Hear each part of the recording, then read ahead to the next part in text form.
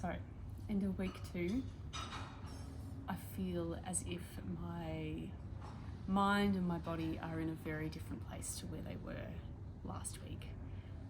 I think I started this thing with a lot of bravado around how it was going to be, and then came in to find myself very challenged, very scared, and very surprised at how much I felt. And I felt, physically scared, physically anxious, physically kind of blocked in a way. I didn't feel like I made or composed a whole lot other than things in the moment last week. But coming in this week, I felt much more reassured and a little bit more secure, because I knew that there were going to be some lights on here in the gallery, and I knew that that would make me feel a fair bit more comfortable just coming in and moving around during the night. Came in on Thursday night really feeling pretty good and ready, to face the next part of the journey.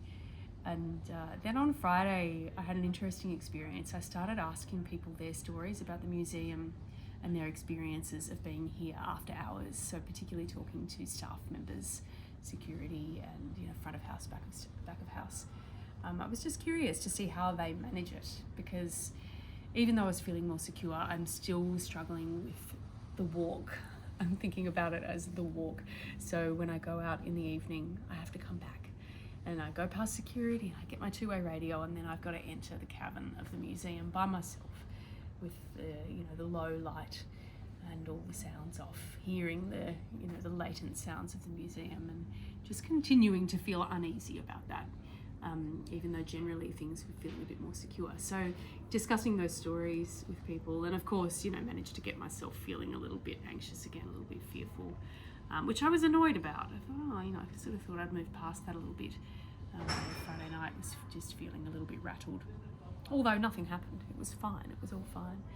And then I proceeded to have a good sleep. Again, couldn't remember any of my dreams, didn't sleepwalk, didn't sleep talk, nothing. There'd been nothing in that regard at all while I've been here.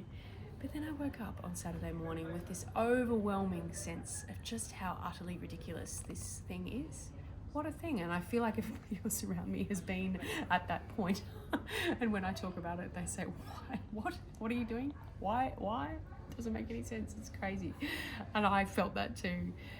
But it was actually a really good revelation. A good revelation to realise that I don't actually have to take it that seriously. And it is this crazy, amazing opportunity and thing that I'm doing, to be sleeping here and just immersing fully in that experience, and just taking me where it will. I don't have to think or plan. I just have to be in the moment, and what a great thing that is. So I think that was actually quite an important part of my journey that I needed to go on, just to see that. And from that moment, I felt a lot more free and a lot more secure and better about it. And so that was good. And then proceeded to have some fantastic sleeps. I'm letting go of any expectations or hope around sleepwalking. If it happens, it happens. And if it doesn't, that is fine. It's about being here at night, being alone, and navigating all of the things about that experience. And if that results in some sleep activities, great. If it doesn't, whatever, it doesn't matter. It's kind of irrelevant, I think.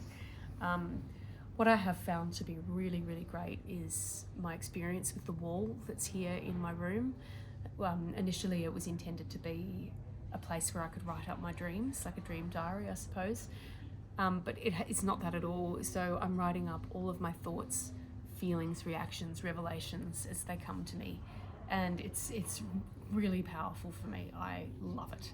And I feel like at the end, there's a lot up there, and I just can't wait to see how it's going to be at the end of 6 weeks, because it looks like it's fairly covered, but there's still lots of space, so it's good. And I can't wait to understand and travel the journey of the revelations that will happen. And again, I guess my overwhelming feeling is that this is less about being here with a goal of composing and having musical output or product. It's really about the process of being here and going through that. And also another really massive thing that's happened for me this weekend is just being on a journey of learning to disregard the audience, which is really contradictory to what a performer would normally do. Usually I give of myself, my music, my emotion, my feeling, and my will and intention to provide something of meaning to those who are there and listening, and then for us to have a connection, for me to sense that they're getting something out of it and they're listening and they're connecting, and then there's like this electric bond between us that helps me rise up and feel fed and feel like that there's this connection. But this is not about that. It's actually not about that. It's completely about me needing to turn inwards. And there's been some signs and some messaging around that this weekend from people around me that has been really helpful in inspiring me just to forget that the audience is there. This is not a time for me to perform. It's a time for me to make and to channel that inside of myself. So yesterday I actually kind of just hid behind my hair like this and played for hours just on, just some different musical ideas, just improvising and writing, and it just felt so wonderful. It was very good. I don't really know what I made, it doesn't really matter. It was more the experience of doing it, which was just great. And so I'm finding my hair very useful in forgetting the audience, because it's hard to forget them. They're right there in front of me, moving through all the time. And sometimes people say stuff or demand for me to give them something, like, oh, you're gonna play Green Sleeves now? No, I am not. Am I gonna play a tune? No, that's not what I'm here for. Go somewhere else if that's what you're looking for. I'll play a tune on my own terms. Anyway, it's just been very freeing, and I'm genuinely excited to see what's gonna happen next.